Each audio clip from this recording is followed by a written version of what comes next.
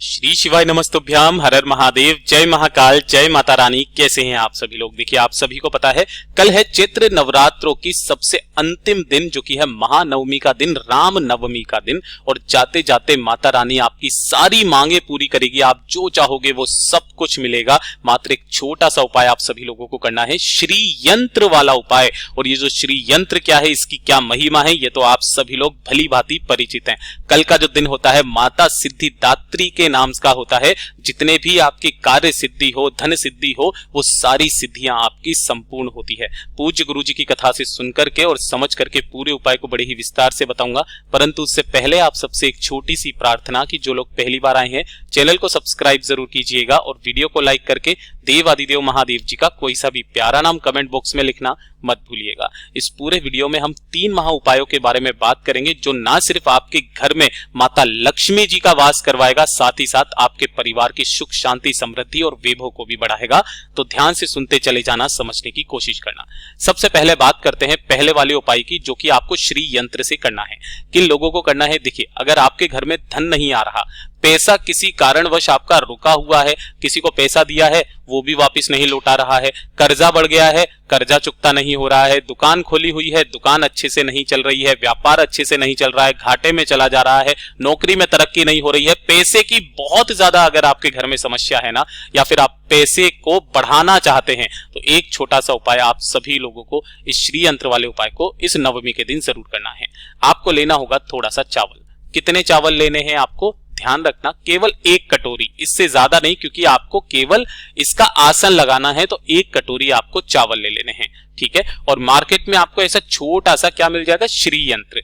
ये जो श्री होता है ना, माता लक्ष्मी जी का ही दूसरा नाम होता है, जिसे लक्ष्मी यंत्र भी कहते हैं। आपको एक श्री यंत्र, एक छोटा सा श्री यंत्र लेकर के आ जाना है। कोशिश करना उसके ऊपर इस तरीके से माता लक्ष्मी जी का बीज मंत्र भी लिखा हुआ रहे। इस मंत्र में बहुत अधिक पावर होती है, ये चीज ध्यान दीजिएगा, ठीक है ना। तो आपको इस तरीके का श्री यंत्र लेकर के आ जाना है। एक दीपक आपको प्रज्वलित करना है, मतलब तैयार करना है, जिसके अंदर आप लंबी बाती लगाओगे माता लक्ष्मी के नाम की, लंबी बाती, और इसके अंदर भरोगे गाय का घी, ठीक है।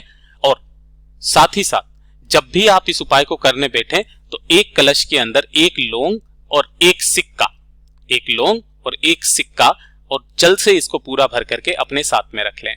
अब जिस समय पर भी आप रामनवमी के दिन या इस चैत्र मास की महानवमी के दिन इस उपाय को करोगे ना, तो नवमी की रात्रि को आपको अपने घर पर ही ये उपाय करना है।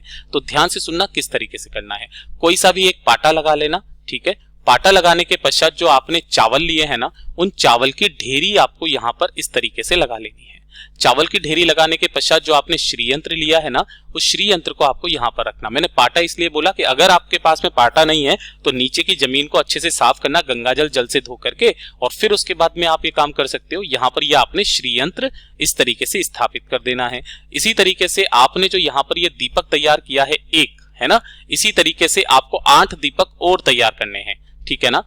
कौन सी? लंबी बाती के, गाय के घी के। जो ये 1 दीपक होगा ना, ये आपको बिल्कुल समक्ष में इस पाटे पर आपको रख देना है। इस पाटे पर आपको ये 1 दीपक रख देना है, अभी जलाना नहीं है, ये चीज ध्यान रखना। और बाकी के जो 9 दीपक है ना, बाकी के जो 8 दीपक है, उन 8 दीपकों को आपको इसी के आसपास इस तरीके से लगा देना है।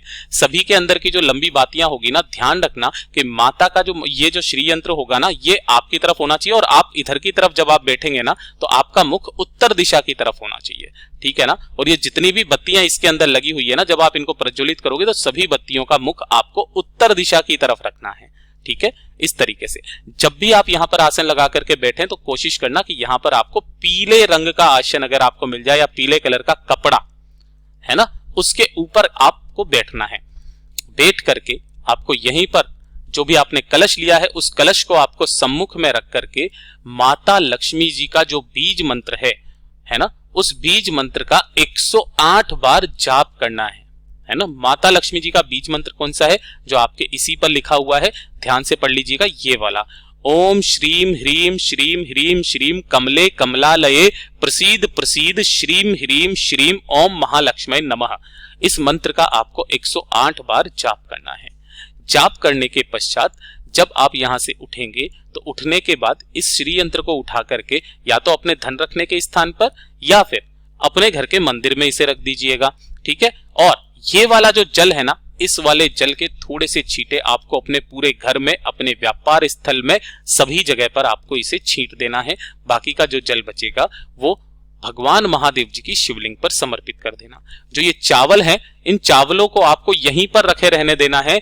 जब दशमी का दिन आएगा, अगला दिन है ना, तब आपको इन चावलों को किसी भी पेड़ के नीचे, जो भी पक्षी होते हैं उनको चुगने के लिए आपको वहां पर रख देने हैं। दीपक ठंडे हो जाने के पश्चात आपको क्या कर देना है, इन्हें उठा करके वापस अपने यथास्थान पर रख देना है।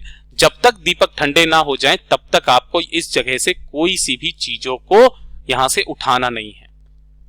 केवल आप 108 बार बीज मंत्र का स्मरण करके, ढोक दे करके, अपनी कामना कह करके चले जाएंगे। बस इतना सा उपाय आपको करना है और फिर देखिएगा जीवन में आपको कभी भी धन की कमी नहीं रहेगी। पूज्य गुरु जी का बहुत अद्भुत और अचूक उपाय है, जरूर कीजिएगा। बात करते हैं दूसरे वाले उपाय की, कि अगर आप पहला वाला उपाय अपने धन को लेकर के ना कर पाए, है ना, तो ये दूसरा वाला उपाय आपके घर में धन संपदा की तो वृद्धि करता ही करता है, साथ ही साथ आपके घर का वैभव बढ़ाता है, मान सम्मान बढ़ाता है। और जितने भी मेरे भाई बहन है ना, कुछ करो या मत करो, लेकिन इस दूसरे वाले उपाय को अपने परिवार की खुशियों के लिए जरूर करना। एक छोटा सा उपाय करना है। देखिए, आपको लेना होगा इस तरीके से एक उपला पूरा भी ना मिले ना, एक छोटा सा टुकड़ा भी अगर आपको मिल जाए, इतना सा भी, तो भी आप ले लें, लेकिन कोशिश करना कि गाय का गोबर का जो उपला होता है ना, वो वाला उपला हो। इसी के साथ में आपको लेना होगा एक पान का पत्ता। एक पान के पत्ते के साथ में आपको लेनी होगी लौंग। जो लौंग लो तो आपको इसका जोड़ा लेना है, यानी कि 2 लौंग आपको लेनी है, ठीक है। इसी के साथ आपको लेनी होगी एक हरी इलायची और थोड़ा सा लेना होगा कपूर, थोड़ा सा कपूर लेना होगा। और मीठे के तौर पर, भोग के तौर पर आपको जो मिठाई मिल जाए, गुरुदेव ने तो यहां तक कहा कि चीनी भी अगर आप ले लेंगे ना तो भी बहुत है, थोड़ी सी चीनी ले लेना। अब इसकी आपको अग्यारी तैयार करनी है नवमी के दिन शाम के समय पर। ध्यान से सुनिएगा, जो आपने गोबर का उपला लिया है ना, उसे अपनी गैस पर इस तरीके से रखना और इसको तब तक रखे रहने देना, कम से कम 5 से 7 मिनट तक, कि जब तक कि यह पूरा का पूरा अंगार ना बन जाए, मतलब अग्यारी ना बन जाए। किस तरीके से बनेगा चेक करना। तो जब आप इसको यहां से उठाओगे, है ना, आग पे से उठाओगे, तो अगर इसके अंदर से धुआं निकले तो समझ लो अभी तक नहीं हुआ है, ठीक है ना। इसको वापस रखे रहने देना है। इसके होने का मतलब यह होता है कि जब आप इसको इस आग पे से उठाएं तो इसके अंदर से धुआं ना निकले, है ना, तब जाकर के ये संपूर्ण तरीके से होता है, ठीक है। जब ये पूरा हो जाए, हो जाने के पश्चात किसी भी एक मिट्टी के पात्र में या किसी में भी आपको इस कंडे को यहां पर रख लेना है। जो भी आपने कंडा या उपला लिया है उसे यहां पर रख लेना। इसी के ऊपर आपको थोड़ा सा गाय का घी या सरसों का तेल डाल करके, थोड़ा सा एक कपूर का टुकड़ा रख करके इसमें अग्नि प्रज्वलित कर लेनी है, ठीक है। इस तरीके से जब आप अग्नि प्रज्वलित कर लेंगे, अग्नि प्रज्वलित करने के पश्चात एक पान के पत्ते के ऊपर जो भी आपने सामग्री ली है, लौंग, हरी इलायची, है ना, और मीठा भोग, इन्हें सभी को आपको इसी के ऊपर यहां पर रख देना है। रख देने के पश्चात इसका जो धुआं निकलेगा, उस धुएं को आपको अपने पूरे घर में बाथरूम शौचालय को छोड़ करके पूरे के पूरे घर में माता लक्ष्मी जी का जो बीज मंत्र है ना, उस बीज मंत्र का स्मरण करते हुए आपको पूरे घर में इसका धुआं लगा देना है। जब भी आप धुआं लगाएंगे, अपने पूरे सच्चे मन से माता लक्ष्मी जी की कामना करके आपको लगानी है। जिस जिस जगह तक ये धुआं जाएगा ना, उतनी उतनी जगह तक आपका पूरा का पूरा घर जीवन भर सुरक्षित रहेगा। इतना अद्भुत और अचूक उपाय, परिवार में सुख शांति समृद्धि तो आएगी, साथ ही साथ सारी नकारात्मक ऊर्जाएं भी दूर होगी। पूज्य गुरु जी का बहुत ही अद्भुत और अचूक उपाय है, जरूर कीजिएगा। अब बात कर लेते हैं तीसरे वाले उपाय की। और तीसरा वाला जो उपाय है ना, ये किन व्यक्तियों को करना है कि देखिए, अगर आपकी किस्मत आपका साथ नहीं दे रही है, बहुत बुरा वक्त आपका चल रहा है, जिस कार्य में आप हाथ डाल रहे हो सफलता नहीं मिल रही है, कोई ना कोई बीमारी ने आपको घेरा हुआ है, बहुत ज्यादा दुख तकलीफ, जीवन में समस्याएं चली हुई आ रही है, तो आपको किसी भी पान वाले के पास में जाकर के एक पान का बीड़ा बनवा लेना है। एक कोशिश आपको करनी है कि इसके अंदर आपको चूना बिल्कुल भी गलती से भी नहीं लगाना है, ना ही तंबाकू। मीठा पान आपको यहां पर तैयार करवाना है और नवमी के दिन किसी भी समय पर आप जब भी लेकर के आएंगे, अपने घर के मंदिर में इस पान के बीड़े को यहां पर रख देना। रख देने के साथ ही आपको यहां पर थोड़ी सी जो गुलाब की पत्तियां होती है ना, वो गुलाब की पत्तियों के ऊपर इस पान के पत्ते को रखना, पान के बीड़े को रखना, ठीक है ना। इस तरीके से रख देना। जब रात्रि का समय आएगा ना, रात्रि के समय पर जो भी व्यक्ति पीड़ित है, बीमार रहता है, बुरा वक्त चल रहा है, उस व्यक्ति को गुलाब की 7 पत्तियों के साथ, ध्यान रखना, गुलाब की 7 पत्तियों के साथ इस पान को आपको वहीं पर खड़े होकर के माता रानी से विनती करके, कामना करके, चबा चबा करके खा लेना है। आपकी जितनी भी किस्मत होगी वो तो सुधरेगी ही सुधरेगी, शरीर की सारी बीमारियां खत्म हो जाएगी।